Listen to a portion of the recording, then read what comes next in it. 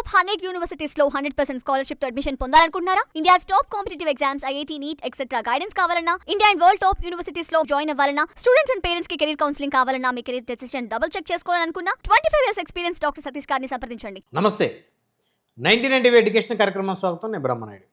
ప్రస్తుతం అంతా ఉన్నారు ఐఆర్ఎస్సీ ఆఫీసర్ డాక్టర్ సతీష్ గారు ఉన్నారు. సతీష్ గారితో మాట్లాడదాం. నమస్తే సతీష్ గారు. నమస్తే అండి. సరే, ఈరోజు మన ఎడ్యుకేషన్ కార్యక్రమంలో ప్రధానమైనటువంటి అంశం సిబిఎస్ఈ 10th 12th క్లాసులకి ఎగ్జామ్ పెట్టే విధానంలో మార్పు చేర్పులు జరుగుతున్నాయని, ఎవాల్యుయేషన్లో కూడా మార్పు చేర్పులు జరుగుతున్నాయి అనేటువంటి చర్చ తెర మీదకి వచ్చింది. అంటే సడన్గా CBSE 10th class 12th class examination conduct చేసేటువంటి విధానంలో ఎందుకు మార్పులు జరుగుతున్నాయి సార్? అంటే జనరల్గా టెక్నాలజీ మనకి వస్తుంది. ఈ టెక్నాలజీ వచ్చి ఈ యొక్క క్రమంలో అన్ని ఇండస్ట్రీసు, అన్ని సంస్థలు ఆటోమేటిక్గా ఎంతో కొంత అప్డేట్ అవ్వడానికి ప్రయత్నం చేస్తున్నాయి. అటు మీడియా రంగం తీసుకోండి, ఎడ్యుకేషన్ రంగం తీసుకోండి, లేకపోతే ఇంకోటి కానీ యూనివర్సిటీస్లో కానీ అన్నీ జరుగుతున్నాయి. దానిలో ఒక భాగం కింద ఎడ్యుకేషన్లో కూడా సిబిఎస్ఈలో కూడా వాళ్ళు కూడా ఆలోచన చేసి కొన్ని మార్పులు తీసుకురావడం జరుగుతుంది. First point number 1. రెండో పాయింట్ ఏంటంటేనంటే, మనకి జనాభా పెరిగిపోతున్నారు, ఎగ్జామ్ రాసి వాళ్ళు పెరిగిపోతున్నారు. ఇవన్నీ ఇవాల్యుయేషన్ చేయాలన్నా, క్యాలిక్యులేషన్ చేయాలన్నా, దుద్దాలన్నా కూడా చాలా ఇబ్బందికరమైన పరిస్థితి అనేది ఉంటుంది. అంతే కదండి, మనుషులు చేయాలి. అవును. ఒకప్పుడు అంటే వేరు, ఇప్పుడు లక్షలో రాస్తున్నారు. ఎదురు చూడండి, మనకి ఈవెన్ స్టేట్ బోర్డు కూడా తెలంగాణ, ఆంధ్రాలో ఒక 5 లక్షలు రాస్తున్నారు ఒక స్టేట్కి. అవును. ఇక్కడ ఒక 5 లక్షలు, అక్కడ ఒక 5 లక్షలు. ఇన్ని పేపర్లు ఇవాల్యుయేట్ చేసి మరి తక్కువ టైంలో ఇవ్వాలి, మళ్ళీ బెటర్మెంట్ ఎగ్జామ్ పెట్టాలి, మళ్ళీ బెటర్మెంట్ పేపర్ ఇవాల్యుయేట్ చేయాలి. ఇదంతా లాట్ ఆఫ్ స్ట్రెస్, ప్లస్ ఎక్కడ లీకేజ్ అవ్వకూడదు. సో కొంత టెక్నాలజీని వాడుకుని మనం ముందుకెళ్తే ఎలా ఉంటుంది అన్న ఒక పర్స్పెక్టివ్లో ఆలోచనలోంచి వచ్చి దానికి 12వ తరగతి ఎగ్జామ్స్ క్లాస్ 12th ఏదైతే మనకి సిబిఎస్ఈ 12th సిబిఎస్ఈ వరల్డ్లోనే పెద్దదండి. అంటే స్టేట్ బోర్డులు పక్కన పెడితే, అంటే పెద్ద కరికులం చూస్తే 40 లక్షల మంది పైన ఉంటారండి యాక్చువల్గా. చాలా కంట్రీస్లో ఉంటుంది, దగ్గర 20 కంట్రీస్లో ఉంటుంది జరుగుతుంది. It's not the CBSE 10th 12th only India అనుకుంటున్నారేమో. 20 దేశాల్లో సిబిఎస్ఈ స్కూల్స్ ఉంటాయి, ఢిల్లీ పబ్లిక్ స్కూల్స్ కూడా. చాలా మందికి తెలియదు ఇది. Singapore, Malaysia, ఖతారు, Saudi, Dubai, Muscat, ఈ యుఏఈ, చాలా దేశాల్లో సిబిఎస్ఈ బోర్డు ఎగ్జామ్ జరుగుతాయి. చాలామంది తెలియదు ఇది. So CBSE don't think that is only ఇండియాలో మాత్రమే అనుకోవద్దు. Indian schools, Delhi public schools only Delhi public school అంటే ఓన్లీ ఇండియాలో అనుకుంటారేమో. ఇదే ఢిల్లీ పబ్లిక్ స్కూల్ పెట్టేశారు వేరే దేశాల్లో. ఎందుకంటే అక్కడ ఇండియన్ స్టూడెంట్స్ ఉంటారు కదా. అవును. అంటే ట్రాన్స్ఫర్ రావడానికి వెళ్ళడానికి కొంచెం ఈజీగా అక్కడ 11th చదివాడు వచ్చేయచ్చు కదా అక్కడికి. ఇలా రకరకాల కారణాలతో ఈ యొక్క ఢిల్లీ పబ్లిక్ స్కూల్స్ కానీ ఇలాంటి స్కూల్స్ చాలా వచ్చినాయి. అందువల్ల ఏంటంటే సిబిఎస్ఈ అనేది మోస్ట్ ప్రెస్టీజియస్ బోర్డు, అందులో డౌట్ ఏం లేదు మనకి. అంటే దీనికి ముందు మనకి బ్రిటిషర్స్ ముందు ఐసిఎస్ఈ ఉండేదండి, అప్పుడు బ్రిటిష్ ఉండేది. అది తర్వాత ఐఎస్సీ, అంటే ఐఎస్సీ తక్కువ మంది రాస్తారండి, అంటే చాలా తక్కువ మంది రాస్తారు. సిబిఎస్ఈ ఎక్కువ మంది రాస్తారు మనకి. స్టేట్ వదిలేయండి, స్టేట్ అంటే ఎన్ని ఫాల్తూ ఎగ్జామ్స్ పాత పేపర్లలో చదివితే పాస్ అయ్యేలా ఉంటాయి, పక్కన పెట్టండి. అవి కొంచెం స్టాండర్డ్స్ మెయింటైన్ చేస్తారు వాళ్ళు. సిబిఎస్ఈ మన సెంట్రల్ బోర్డు ఏదైతే ఉందో, ఈ సెంట్రల్ బోర్డు ఎగ్జామినేషన్ సంబంధించినటువంటిది ఏదైతే 12th ఎగ్జామ్ జరుగుతున్నాయో, ఈ స్టూడెంట్స్ నెంబర్ పెరుగుతుంది. పెరుగుతున్నప్పుడు ఇవాల్యుయేషన్లో కొంచెం రకరకాల ఇబ్బందులు ఉంటాయి. కొంతమంది ఏంటంటే పాపం రీవాల్యుయేషన్ పెడతారు, మీకు ఐడియా ఉంది కదా. చాలా మంది రివాల్యుయేషన్కి వెళ్తారు, ఫెయిల్ అయినప్పుడు, లేకపోతే మార్కులు తక్కువ వచ్చిన వాళ్ళ కాన్ఫిడెన్స్ ఉన్నప్పుడు. ఇది సరైనటువంటి ట్రాన్స్పరెన్సీ లేదని చాలా మంది పబ్లిక్ పెద్ద ఎత్తున గొడవలు చేసిన సందర్భాలు కూడా ఉన్నాయి కదా. అవును సార్, మేము బాగా రాసాం, మార్కులు రాలేదు, మాకు ఏంటి అని అడుగు దెబ్బలాట్లు కూడా గవర్నమెంట్ని క్వశ్చన్ చేయాలి. ఇలాంటి వాటికి తెరదించాలంటే టెక్నాలజీని మనం అందుబాటులో తెచ్చుకోవాలి అన్నది ఒక పాయింట్ వచ్చింది. 12th సిబిఎస్ఈ ఇప్పుడు ఏం చేశారంటే, ఈ ఏదైతే ఎగ్జామ్స్ పేపర్లు మీరు రాస్తారో, ఈవెన్ ఎంటీ పేపర్తో సహా ఖాళీ పేపర్ మొత్తం పేపర్ బుక్లెట్ మొత్తాన్ని స్కాన్ చేసి సిస్టంలో పెడతారండి. ఓకే. అందరి పేపర్ని ఈ కట్టకట్టి ఎక్కడో రూమ్లో పడేస్తారు. ఇప్పుడు మీరు పేపర్ ఎవాల్యుయేట్ చేయాలి. ఒక సాఫ్ట్వేర్ తయారు చేశారు మన వాళ్ళు. ఏంటంటే, మీరు పేపర్ ఎవాల్యుయేట్ చేస్తారు కదా, మిమ్మల్ని ఒక సెంటర్కి రమ్మంటారు. కంప్యూటర్లో ఉన్న సెంటర్కి, ఇప్పుడు టీసీఎస్ వాళ్ళతో ఏదో టైప్ పెట్టుకుంటారు వీళ్ళు, సెంటర్లో రమ్మంటారు హైదరాబాద్లో. మీరు పొద్దున వెళ్ళిపోతారు, సెంటర్కి కూర్చుంటారు, పేపర్స్ వస్తాయి. పేపర్ చూసి మీరు ఎవాల్యుయేట్ చేసి మార్కులు అక్కడ టైప్ చేయడమే. ఇప్పుడు కౌంటింగ్ ప్రాబ్లం వచ్చి చాలామంది విద్యార్థులకి ఇబ్బంది జరిగిన మాసం వాస్తవం కదా. అయ్యో, చాలా సందర్భాల్లో మీరు వినుంటారు కదా. అవును. చాలా వ్యత్యాసం కూడా మళ్ళీ రీవాల్యుయేషన్ అప్పుడు కనిపించడం, పేపర్లో కూడా హైలైట్ 0 మార్కులు వాళ్ళకి కౌంట్ చేస్తే 100కు 100 మళ్ళీ వచ్చినటువంటి పరిస్థితి ఉంది. కొన్ని సంవత్సరాల క్రితం పేపర్లో కూడా చూసారు. సో ఇలాంటివి ఎప్పుడైతే సిస్టంలో వీడు యాడ్ చేయడు, కూడికి వీడి కొట్టండి, ఆ క్వశ్చన్కి 2 మార్కులు వేస్తాడు అంతే. సిస్టమ్ ఏం చేస్తుంది, అదే టోటల్ చేసుకుంటుంది. ఇది మంచి పరిణామమే కదా. పేపర్ అదే దుద్దేసి అదే మార్కులు వేస్తా అనుకుంటున్నారు ప్రస్తుతానికి. ఫ్యూచర్లో రావచ్చు, అప్పుడు అది కాదు, కన్ఫ్యూజ్ అవ్వద్దండి. పేరెంట్స్ చాలామంది తప్పు అనుకుంటున్నారు. పేపర్ చూడటం మనిషే, మార్కులు మాత్రం అందులో ఫీడ్ చేస్తాడు. పాయింట్ మీకు అర్థమైంది కదా. చాలా మంది పేరెంట్స్ ఎందుకు ఇప్పుడు కంగారు పడి గందరగోళంగా అయిపోతున్నారంటే సిబిఎస్ఈ వాళ్ళు చాలా టెన్షన్ పడిపోతున్నారు, ప్యానిక్ అయిపోతున్నారు. ఇప్పుడు ఎగ్జామ్ జరుగుతున్నాయి, వాళ్ళు స్టార్ట్ అయినాయి ఈ 10th 12th వాళ్ళకి. వీళ్ళు ఎందుకు ప్యానిక్ అయిపోతున్నారంటే అయిపోయి మిషన్ దుత్తుతుంటే పేపరు, మిషన్ దుత్తితే మార్కులు వేదేమో కదా, నా రైటింగ్ అర్థమైపోతే మార్కులు వేయకపోతే నా పరిస్థితి ఏంటంటే భయపడిపోతున్నారు వీళ్ళు. మిషన్ దుత్తుతో అది క్లారిటీ ఇక్కడ, మనిషే.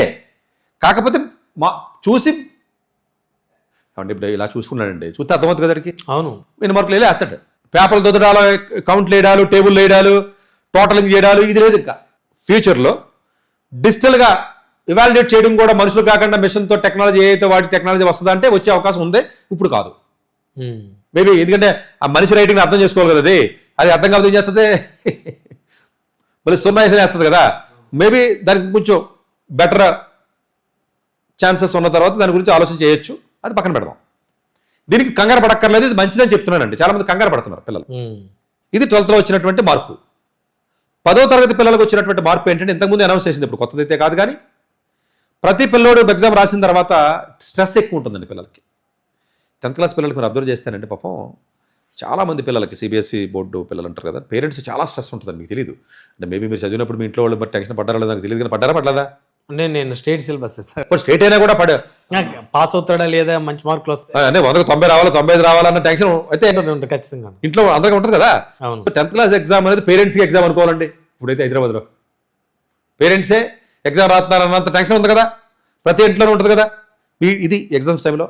సో ఈ స్ట్రెస్ ఎక్కువ అవడం వల్ల పిల్లల్లో సరిగ్గా పెర్ఫార్మెన్స్ చేయలేకపోవడం వల్ల, టెన్షన్ ఫ్రీజ్ అయిపోయి రాయలేకపోవడం వల్ల చాలా ఎక్కువ రకమైనటువంటి ప్రాబ్లమ్స్ ఎక్కువ ఫేస్ చేస్తున్నారని గవర్నమెంట్ ఆఫ్ ఇండియా తీసుకున్నటువంటి మంచి డిసిషన్ ఏంటంటే 10th క్లాస్లో మీరు ఎగ్జామ్ రాసిన తర్వాత ఏ కారణం చేతన్నా ఒక ఎగ్జామ్లో మార్కులు తగ్గితే వెంటనే మళ్ళీ రెండోసారి ఎగ్జామ్ రాసే అవకాశాన్ని వీళ్ళు కల్పించారు. స్టేట్ కాదు, నేను చెప్పి సిబిఎస్ఈ చెప్తున్నా. అంటే ఎన్ని పరీక్షలు రాయొచ్చు, 3 ఎగ్జామ్స్ రాయొచ్చు. అంటే 3 పేపర్లు ఏంటి మళ్ళీ రాయొచ్చు. తక్కువ వచ్చినాయి అనుకోండి మళ్ళీ వెళ్ళి రాయొచ్చు. ఫెయిల్ అయితే ఎలాగ సప్లిమెంటరీ రాయొచ్చు, అది వేరే విషయం, పక్కన పెట్టండి. ఇలా తద్వారా రాయడం వల్ల మళ్ళీ డౌట్ ఏంటి, చాలా మందికి రెండోసారి మార్కులు ఇస్తారంటారు. కాదు, రెండింటిలో ఏది ఎక్కువ వస్తే అది ఇస్తారు. మళ్ళీ అది కన్ఫ్యూజ్ అవుతున్నారు, అది కూడా మీకు క్లారిటీ చేస్తున్నా. బట్ 3 పేపర్లు రాయనిస్తారు. అంటే 5 ఉన్నాయనుకోండి సిబిఎస్ఈ క్లాస్ 10th లో, 5 కాకుండా 3 సరిపోతాయి కదండి. అంటే 5 మనం ఏమి చెడగొట్టలేం కదా. అందువల్ల పిల్లలు ఎవరైతే 10th క్లాస్ చదువుతున్న పిల్లలు ఉన్నారో నా సలహా అయితే ఏంటంటే 10th క్లాస్ మార్కులు మీరు నెగ్లెక్ట్ చేయకండి దయచేసి. ఈ క్వశ్చన్ సెంటర్ వాళ్ళు, జేఈ వాళ్ళు, నీట్ వాళ్ళు మోసం చేసి అబద్ధాలు చెప్తున్నారు. 10th క్లాస్ మార్కులు ఎందుకు పనికిరావని. 10th క్లాస్ మార్కులు చాలా చాలా చాలా అవసరం. ఆ మాట మాట్లాడేది ఒకటి 2 రాష్ట్రాల్లో. దయచేసి అర్థం చేసుకోండి. మిగతా వాళ్ళకి అలా బ్రెయిన్ ఉండి చదవాలి, వాళ్ళకి తెలియదు ఆ మార్కులు ఎందుకు ఉపయోగపడతాయి. వాళ్ళు ఓన్లీ పాఠాలు చెప్పుకునేవాళ్ళు. వాళ్ళకి తర్వాత ఎంబీఏకి వెళ్ళాలంటే ఏంటి, ఫారెన్కి వెళ్ళాలంటే ఏంటి, ఇంటర్న్షిప్స్కి వెళ్ళాలంటే ఏంటి, సమ్మర్ ఇంటర్న్షిప్కి వెళ్ళాలంటే ఏంటి, లేదా ప్లేస్మెంట్లో ఏం చూస్తారో, లేదా హైయర్ స్టడీస్కి వెళ్ళినప్పుడు ఏంటి, ఇంత నాలెడ్జ్ ఉండదు. ఎంబీఏకి వెళ్ళాలంటే ఏం చేయాలి అంత నాలెడ్జ్ ఉండదు. కాబట్టి మామూలుగా మాస్టర్ కింద ఉంటాడు కాబట్టి ఓన్లీ జేఈ వరకు అతను లింక్ చేయగలుగుతున్నాడు తప్ప ఫర్దర్గా జరిగే వాటి మీద అంత అవగాహన ఉండదు. కాబట్టి ఆ తప్పుడుగా మెసేజ్ని పాస్ ఆన్ చేస్తున్నారు. ఇది తప్పు. ఇది డెఫినెట్గా 10th మార్కులు ఇంపార్టెంట్. నా ఉపయోగం అయితే ప్రతి విద్యార్థి కూడా, ఈవెన్ 96, 97 వచ్చి విద్యార్థి కూడా నా సిన్సియర్ సలహా అయితే మళ్ళీ రాయండి. ఓకే, రాసి మార్కులు పెంచుకోండి. మీరు చదివిన సబ్జెక్టే కదండి, మళ్ళీ ఎడిషనల్గా మీ బర్త్డేనే ఉంటుంది. కొంతమంది పిల్లలు ఉంటారు పాపం వీక్ యావరేజ్గా పాస్ అవ్వరని భయపడతారు పిల్లలు. వాళ్ళకి నేను ఇచ్చే సలహా ఏంటంటే ఓ 3 ఇప్పుడు రాసి 3 తర్వాత రాయండి. ఎందుకంటే ఇప్పుడు ఎగ్జామ్ జరుగుతున్నాయి, ఇవాళ స్టార్ట్ అయినాయి. ఈ ఎగ్జామ్ స్టార్ట్ అయిన తర్వాత మీకు రిజల్ట్ ఏప్రిల్లో వస్తుంది, మళ్ళీ మేలో జరుగుతుంది ఎగ్జామ్. మధ్యలో 40 రోజులు గ్యాప్ వచ్చింది, 30 రోజులు 35 రోజులు. ఈ 35-40 రోజుల గ్యాప్ ఏదైతే గ్యాప్లో ఉందో మళ్ళీ 3 సబ్జెక్టులు చదవచ్చు కదా, చదివి మార్కులు పెంచుకోవచ్చు కదా. రిజల్ట్ ఎగ్జామ్ రాస్తారండి, రాసిన తర్వాత ఏ మార్కులు తక్కువ ముందు వస్తే మీకు అర్థమైపోతుంది కదా.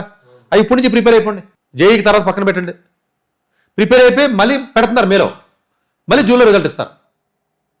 ఈ అవకాశాన్ని ప్రతి సిబిఎస్ఈ స్టూడెంట్ కూడా వినియోగించుకోవాలి. ఈ అవకాశం 12th వాళ్ళకి ఇవ్వలేదండి, 10th వాళ్ళకి ఇచ్చారండి. ఫ్యూచర్లో 12th సెమిస్టర్ సిస్టంలో పెడతారంటారు కదా, 2 times పెడతారంటారు నెక్స్ట్ ఇయర్ నుంచి న్యూ ఎడ్యుకేషన్ పాలసీ ప్రకారం. ఇప్పుడు న్యూ ఎడ్యుకేషన్ పాలసీలో 10th పబ్లిక్ ఎగ్జామ్ తీసేస్తున్నారు. సిబిఎస్ఈ కూడా they are thinking very seriously. We will not have any board exam for class 10th. అది మంచిది కాదు. అది ఇప్పటికే 1వ తరగతి నుంచి 10 దాకా బోర్డు ఎగ్జామ్ లేకుండా మెట్లు ఎక్కుతున్నా కూర్చున్నాం. అసలు లెక్కలు చేయడం చిన్న కూడా రావట్లేదు. 10th కూడా పీకెత్తి ఇంకెళ్ళి అసలు మొత్తం చదవడం మానేస్తారేమో. అసలు దేశం ఏమవుద్ది అన్నది మనకి మొబైల్తో ఆడుకుంటా కూర్చుంటారు. ఎంతేళ్ళు ఓన్లీ 12th తోటే పెడతానంటున్నారు. ఆ 12th కూడా సెమిస్టర్ సిస్టమ్ పెడతానంటున్నారు. అంటే ఏంటి, 6 నెలలకు ఎగ్జామ్, 6 నెలలకు ఎగ్జామ్. అది మంచిదే. బట్ అది 11th 10th అన్ని క్లాసుల్లో పెడితే బాగుంటుంది యాక్చువల్గా. మేబీ సిబిఎస్ఈ కొంచెం ఆ ఆస్పెక్ట్ని కూడా సీరియస్గా ఆలోచన చేసి 10th ఎగ్జామ్ తీయకుండా ఉంటేనే బెటరు. అట్లాగే 11th కూడా పబ్లిక్ ఎగ్జామ్ కింద తీసేశారు. పబ్లిక్ ఎగ్జామ్ కింద పెట్టి అవసరమైతే సెమిస్టర్ సిస్టంలో పెట్టండి, తప్పేం లేదు. 6 నెలల సిలబస్ ఒకేసారి సిలబస్ చదవాలంటే కష్టం కదండి పిల్లలకి. అవును సార్. 6 నెలలకి సిలబస్ పెట్టేయండి ఎగ్జామ్, మళ్ళీ 6 నెలలకు పెట్టండి, తప్పేం లేదు. అది ఇప్పుడు ఇంజనీరింగ్ రాస్తాను కదండి, ఇంజనీరింగ్ సెమిస్టర్ కదా రాశారు మీరు, మొత్తం కలిపే సంవత్సరం అయిన తర్వాత రాలేదు కదా. కంగారు పడవలసిన అవసరం కానీ భయపడవలసిన అవసరం లేదు. 10th క్లాస్లో 2వ ఆప్షన్ ఇచ్చారు, అది కూడా మంచిదే. ఫ్యూచర్లో ఇవాల్యుయేషన్ టెక్నాలజీ ద్వారా ఏ ద్వారా చేయొచ్చా అంటే మేబీ ఇప్పుడు యాక్చువల్గా ఇంకొక విషయం చెప్పాలండి ఇక్కడ. ఒకప్పుడు ఐఐటి జేఈ ఎగ్జాము డిస్క్రిప్టివ్ ఉండేది. ఈవెన్ మేము రాసినప్పుడు కూడా గేట్ ఎగ్జామ్ కూడా డిస్క్రిప్టివ్ ఉండేది. డిస్క్రిప్టివ్ అంటే మీరు రాయాలి.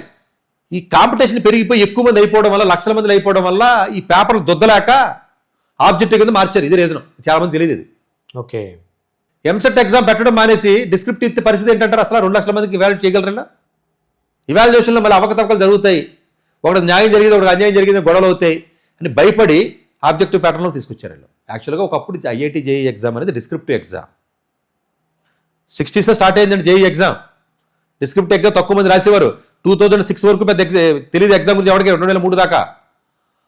ఈ నారాయణ చైతన్య దెబ్బకి మొత్తం ప్రతి కూడా ఐఐటి అంట మొదలెట్టారు.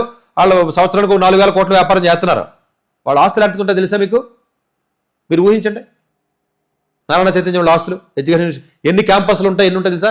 చైతన్య 750 క్యాంపస్లు ఉన్నాయి.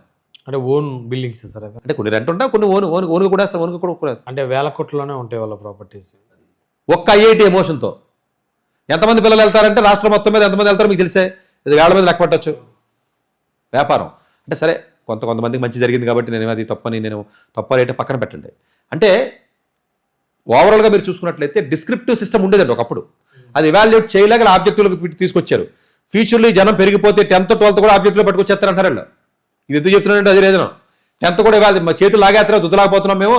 ఒకరికేమో ఎక్కువ మార్కులు వేసినట్టు, ఒకటేమో తక్కువ మార్కులు వేసినట్టు, ఒకటేమో 10కి 10 లేదు 8 మార్కులు వేసినట్టారో. ఈ కోర్టు కేసులు అవుతాయి, ఈ తలనొప్పులు ఎందుకు, అలా దీన్ని కూడా ఆబ్జెక్టివ్లో పెట్టేస్తే ఎలాగా అని ఆలోచన వస్తుంది గవర్నమెంట్కి. న్యూ ఎడ్యుకేషన్ పాలసీలో కూడా నెక్స్ట్ ట్యూషన్ సబ్జెక్ట్ తీసుకొని కొన్ని ఆబ్జెక్ట్ ఎక్కువ పెడతామని చెప్తున్నారు. అంటే జనాభా ఎక్కువైపోయి ప్రాబబుల్లీ టెక్నాలజీని వాడి డిస్క్రిప్టివ్ కూడా ఎవాల్యుయేషన్ టెస్ట్ చేసే టెక్నాలజీ వస్తుందా అంటే రావాలి. మేబీ ఐఐటి జేఈ లాంటి ఎగ్జామ్ కూడా డిస్క్రిప్టివ్ పెట్టాలంటే పెట్టాలి. ఈ ఆబ్జెక్టివ్ ఎలిమినేషన్ ప్రాసెస్ ప్రాక్టీస్ చేయడం వల్ల బ్రెయిన్ థింకింగ్ పెరగట్లేదు పిల్లలకి. డిస్క్రిప్టివ్ అంటే కనీసం నేర్చుకుంటే రాత్త వస్తుంది, రాడి రాకుండా పోతుంది కదండి లేకపోతే వీళ్ళకి. సో డిస్క్రిప్టివ్ మంచిది. మేబీ ఇవాల్యుయేట్ చేయడం ఇబ్బందిగా ఉంది కాబట్టి ఏదైనా వేరే అదర్ టెక్నాలజీస్ కూడా వాడి చేయాలి. సిబిఎస్ఈ ఈ రకంగా డిజిటలైజేషన్కి రావడం అనేది ఏదైతే ఉందో ఇది మంచి పరిణామం అంటే డెఫినెట్గా ఇది మనం ఆహ్వానించదగ్గ. మేబీ స్టేట్ గవర్నమెంట్స్ కూడా ఆంధ్రప్రదేశ్ అటు చంద్రబాబు నాయుడు గారు కానీ ఇటు రేవంత్ రెడ్డి గారు కానీ వీళ్ళు కూడా దీన్ని సీరియస్గా తీసుకుని మేబీ ట్రాన్స్పరెన్సీ పెంచాలి. రీకౌంటింగ్ వద్దండి, అసలు రీకౌంటింగ్ అన్న పదాన్ని తీసేయండి. అసలు ప్రతిదీ సిస్టంలో ఫీడ్ చేయమనండి టీచర్ని, అదే టోటల్ చేసుకుంటుంది. మనిషి ఎర్రర్ తప్పుద్ది కదా, రీకౌంటింగ్ ఉండదు. ఇంకొకటి సిబిఎస్ఈ ఏం చెప్తుందో తెలుసా? మీ పేపర్ మీరు చూసుకోవచ్చు, మీకు యూజర్ ఐడి పాస్వర్డ్ ఇచ్చేస్తున్నాడు, మీరు దొరికితే డబ్బులు కట్టాలి కదా, ఇప్పుడు లేదు యాక్సెస్ ఇచ్చేస్తానని చెప్తున్నాడు. సో ఈ క్వశ్చన్కి ఎన్ని మార్కులు వేస్తారు అర్థమైపోయింది. ఇది మరి సులభతరం అయింది కదా, చాలా ఈజీ. అవును, బాగుంది కదండి ఇది. సో ఫ్యూచర్లో కూడా రాష్ట్ర ప్రభుత్వాలు కూడా ఇటు 10th క్లాస్ కానీ ఇటు 10th క్లాస్ ఎంతమంది 7.5 లక్షల మంది రాస్తున్నారండి తెలంగాణ. ఇంతమందికి వాళ్ళు దుద్దాలండి. వాళ్ళకి అంతే చిరాకు వచ్చేసి 1 minute 2 minute టెస్ట్ వేసుకుంటే పోతున్నారు. వాళ్ళు చదివే టైం ఉండదండి పాపం వాడికి, టీచర్కి పాపం. వాళ్ళనే ఎవడ పేపర్కి 3 రూపాయలు ఇస్తారండి తెలుసా మీకు? ఎవాల్యుయేషన్ 3 రూపాయలకి ఎవడండి పేపర్ దుద్దే రోజులు? గవర్నమెంట్ డబ్బులు 3-4 రూపాయలు ఉంటాయి అంతే, పెద్ద ఎక్కువే ఉండవు ఇవి. రకరకాల ఎగ్జామ్ రాస్తారు కదా, వీళ్ళు చిరాకు వచ్చి ఎన్ని దుత్తారు పాపంలో, ఏదో వెళ్ళిపోతారు అంతే కదా. అంతే కదా, మీకు 4 రూపాయలు ఎత్తి మీరు ఏం చేస్తారు? 5 రూపాయలు ఎత్తిని అంతే కదా సార్. సో 1000 పేపర్లు ఉన్నా మనం ఈరోజు చేయాలి అనే కాన్సెప్ట్ ఉంటుంది కదా. సో అందులో టైం కదా, ఇమీడియట్గా 2 నెలల్లోనే రిజల్ట్ డిక్లేర్ చేయాలి కదా. ఇది మళ్ళీ బెటర్మెంట్ సప్లిమెంటరీ అన్నీ వచ్చినాయి కదా కొత్తగా. సో డెఫినెట్గా కొంత టెక్నాలజీని వాడుకుని ఎడ్యుకేషన్ రంగంలో కూడా సమూలంగా మార్పులు రావాలి. ఈ మార్పులు తీసుకుని కొంత ట్రాన్స్పరెన్సీ పెరిగి పిల్లలకు అన్యాయం జరగకుండా రీకౌంటింగ్ రీవాల్యుయేషన్లో కూడా చక్కగా ముందుకు రావాలి. అటు స్టేట్ గవర్నమెంట్స్ కూడా దీన్ని అవలంబించాలి. పిల్లలు ఎవరు కూడా పడవలసిన అవసరం లేదు, భయపడవలసిన అవసరం లేదు.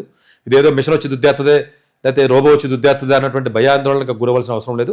మనుషులే చూస్తారు, చక్కగా మార్కులు అనేది చేస్తారు. కాబట్టి ఇది మంచి పరిణామమే. ఇక్కడ కూడా అపోహలకు తావు ఇవ్వకూడదనే ఉద్దేశంతోనే.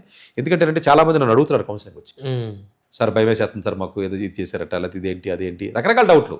లేకపోతే ఎంత 2 సార్లు రాయాలన్నారు కదా, రాత్రి మార్కులు ఎక్కువ వస్తే తక్కువ వస్తాయా, తక్కువ వచ్చిన తీసేసుకుంటారా, మరి 2సారి ఎక్కువ రాకపోతే ఏంటి, ఫెయిల్ అయినోడు రాయిచ్చా, పాస్ అయినోడు రాయిచ్చారా, సప్లిమెంటరీయా? మీరు 2సారి రాసినా 10th ఒరిజినల్ కింద పాస్ అయినట్టే లెక్క. అదేమి ఫెయిల్ అయినట్టు స్టార్ మార్క్ అలాంటి ఉద్దేశం ఉండదు. ఫారెన్ యూనివర్సిటీకి అప్లై చేయడం ఏమైనా ఇబ్బంది ఎఫెక్ట్ పడుతుంది అంటే 10th రెండో తరగతి ఎలాంటి ఎఫెక్ట్ పడదు. మీరు భయపడక్కర్లేదు. ఎగ్జామ్ రాయండి, ధైర్యంగా రాయండి, మార్కులు పెంచుకోండి. మార్కులు అవసరం అంటే అవసరం. అలాగే 12th క్లాస్ పిల్లలు కూడా భయపడవలసిన అవసరం అయితే ఎత్తి పరిస్థితుల్లో లేదు. చక్కగా ఎగ్జామ్ రాయండి.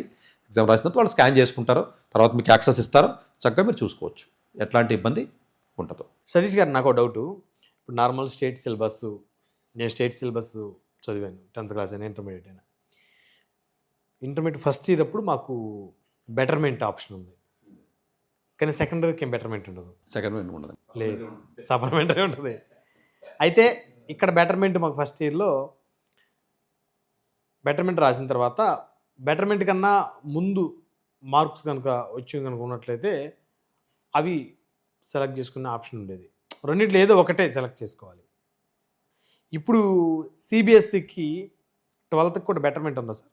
కాదండి, 12th క్లాస్లోనండి కంప్లీట్గా బెటర్మెంట్ కాకుండా ఇంప్రూవ్మెంట్ ఎగ్జామ్ అని చెప్పేసి కొన్ని సబ్జెక్ట్స్ రాసుకునే అవకాశం ఈ సిబిఎస్ఈ ఏదైతే ఉందో అది కోవిడ్ టైంలో వాళ్ళు కల్పించారు. ఇప్పుడు యాక్చువల్గా ఈ బ్యాచ్కి కూడా వాళ్ళు ఇచ్చే అవకాశాలు ఉన్నాయి. కాకపోతే అన్ని సబ్జెక్టులు రాయనప్పుడు. ఇప్పుడు అదే స్టేట్ గవర్నమెంట్ ఉందనుకోండి, బెటర్మెంట్ కాదు, మొత్తాన్ని రాస్తే ఒప్పుకుంటాడు. మొత్తం అంటే ఏం రాయాలి తెలుసా? 11th 12th మొత్తం కలిపి రాసేయాలి, అప్పుడు ఒప్పుకుంటారు. సో ఒక్క సిబిఎస్ఈకి మాత్రం సబ్జెక్ట్కి 12thకి సంబంధించినటువంటి ఐసీఎస్ఈ కానీ సిబిఎస్ఈ బోర్డు వాళ్ళు ఈ సంవత్సరం చేసే విధానం ఏదైతే ఉందో వాళ్ళు 1 or 2 సబ్జెక్ట్స్కి అన్న ఇంప్రూవ్మెంట్ చేసుకునే అవకాశాన్ని ఇవ్వద్దామని చెప్పి ఆలోచన అయితే సీరియస్గా ఉంది. ఇచ్చే అవకాశాలు కూడా పుష్కలంగా ఉన్నాయి. సో మేబీ అది ఉండొచ్చు. కానీ ఈ బెటర్మెంట్ అనేది అన్ని సబ్జెక్టులకు రాదు.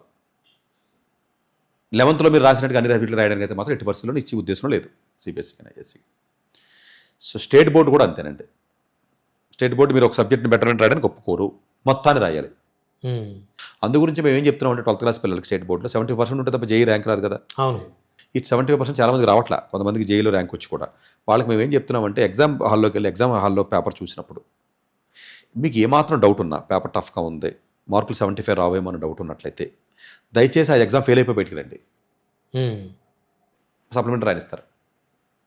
సప్లిమెంటరీ కూడా ఎలిజిబుల్ మళ్ళీ, అంతే కదా. అవును సార్. సో అందువల్ల ఏంటంటే ఇవి కూడా అంటే ఎవ్రీ ఇయర్ కూడా రూల్స్ మార్చేస్తూ ఉంటారు. అంటే లాస్ట్ ఇయర్ ఉన్నప్పుడు కోవిడ్ టైం నుంచి కూడా అంటే ఆ రూల్స్ అన్ని ఒకటి మార్చుకుంటూ వస్తారు. దయచేసి ఆ నోటిఫికేషన్ క్లియర్గా చూసుకుని మీకు ఎన్ని సబ్జెక్టులు రాసే అవకాశం ఉంది, సప్లిమెంటరీ ఉందా లేకపోతే బెటర్మెంట్ ఉందా చూసుకుని వెళ్ళాలి. But last year previous year ప్రకారం ఉన్నదైతే మీకు నేను చెప్తున్నాను, ఈసారి కూడా మార్పులు చేయొచ్చు. మోస్ట్లీ ఇచ్చే ఉద్దేశంలో ఉన్నారు. మీరు అడిగిన క్వశ్చన్ ఏదైతే ఉందో ఇచ్చే ఉద్దేశంలో ఉన్నారు. జనరల్గా ఏంటంటే సిబిఎస్ఈ అంటే కొంచెం క్వాలిటీ ఉన్నటువంటి బోర్డు అండి. యాక్చువల్గా అంటే వాళ్ళ ఎవాల్యుయేషన్ కానీ వాళ్ళ విధానం కానీ కొంచెం బెటర్గానే వాళ్ళు ఉంటారండి జనరల్గా. మన స్టేట్ బోర్డు టైప్లో అయితే ఉండరు యాక్చువల్గా. ధన్యవాదాలు సతీష్ గారు. Thank you. Doctor yes Satish గారు ఏపీ తెలంగాణ విద్యార్థులకు సుపరిచితమైన పేరు. సతీష్ గారు 2001 యూపీఎస్సీ పరీక్షల్లో ఇండియన్ రైల్వే విభాగంలో ఉద్యోగం సాధించారు. సతీష్ గారు చదివిన చదువులు engineering, MTech, MBA executive MBA, MSc, MBA HR, MS psychology లాంటి పోస్ట్ గ్రాడ్యుయేషన్ డిగ్రీతో పాటు డాక్టరేట్ కూడా చదవటం జరిగింది. సతీష్ గారు నిరంతర విద్యార్థి. అలాగే సతీష్ గారు పలు ప్రతిష్టాత్మక కాంపిటేటివ్ పరీక్షలో యూపీఎస్సీ నిర్వహించే సివిల్ సర్వీస్ పరీక్షలో 179వ ర్యాంక్, అలాగే ఇంజనీరింగ్ సర్వీస్ లో 24వ ర్యాంక్, గేట్ ఎగ్జామ్ లో 4వ ర్యాంక్, క్యాట్ ఎగ్జామ్ లో 99.8%, జిమాట్ 76 స్కోర్, ఇలా పలు కాంపిటేటివ్ ఎగ్జామ్స్ లో మొదటి ప్రయత్నంలోనే ఎన్నో ర్యాంకులు సాధించారు. ఎన్ని క్వాలిఫికేషన్ డిఫరెంట్ పరీక్షలో ర్యాంకులు సాధించిన వ్యక్తులు మన ఇండియాలో చాలా అరుదనే చెప్పాలి. ఇలాంటి అకాడమిక్ లో పరంగా, కాంపిటేటివ్ పరంగా ఎన్ని ర్యాంకులు సాధించడంతో పాటుగా గవర్నమెంట్ ఉద్యోగం చేస్తూ పలు అవార్డులు తీసుకున్నారు. సతీష్ గారికి జోనల్ లెవెల్లో general manager award, all India లెవెల్లో నేషనల్ లైఫ్ టైమ్ అచీవ్మెంట్ గుర్తింపు దక్కాయి. అక్రిసియేషన్ of president life time సేవశ్రీ award Andhra Pradesh మంత్రి నుంచి అందుకున్నారు. వీటితో పాటు పలు రకాల అవార్డులను అందుకున్నారు. ఎన్నో ప్రతిష్టాత్మక ఆర్గనైజర్స్ పర్మనెంట్ మెంబర్ గా ఉన్నారు. కష్టపడి పైకి వచ్చిన వ్యక్తి కావటం వల్ల గత 20 సంవత్సరాల నుంచి ఎంతో మంది చిన్నపిల్లల దగ్గర నుంచి 5, 6 తరగతుల విద్యార్థుల నుంచి పెద్ద పీజీ, పీహెచ్డీ కాలేజీలకు వెళుతూ విద్యార్థులకు అవగాహన కల్పిస్తుంటారు. ప్రతి విషయంపైన డాక్టర్ సతీష్ గారు స్పష్టమైన అవగాహన కలిగి ఉన్నారు. డాక్టర్ సతీష్ బలంగా నమ్మే సూత్రం ఏంటంటే అవేర్నెస్ ఈజ్ ఎవ్రీథింగ్. మనిషికి అవేర్నెస్ ఉంటే ఏదైనా సాధించగలరు. ఒక్క మోటివేషన్ తోనే కాదు, ఏది చేయాలి, ఏది చేయకూడదు, ఎలాంటి డెసిషన్ తీసుకోవాలి అన్న విషయాలపై, ముఖ్యమైన విషయాలపై అవగాహన కల్పిస్తుంటారు. అలాగే గవర్నమెంట్, ప్రైవేట్ జాబులే కాకుండా ప్రపంచ దేశాల్లోని జాబ్స్ పై కూడా అవగాహన కల్పిస్తుంటారు. ఉద్యోగాలతో పాటు పెద్ద చదువులైన ఐఐటి వంటి వాటిపై సెషన్స్ నిర్వహిస్తూ ఉంటారు. ఇప్పటి వరకు 3 లక్షల సెమినార్స్ ₹1 తీసుకోకుండా ఉచితంగా నిర్వహించారు. ఇందులో భాగంగా మన 99 టీవీ ద్వారా విద్యార్థులకు మోటివేషన్ ఇవ్వటానికి మీ ముందుకు వస్తున్నారు డాక్టర్ సతీష్ గారు.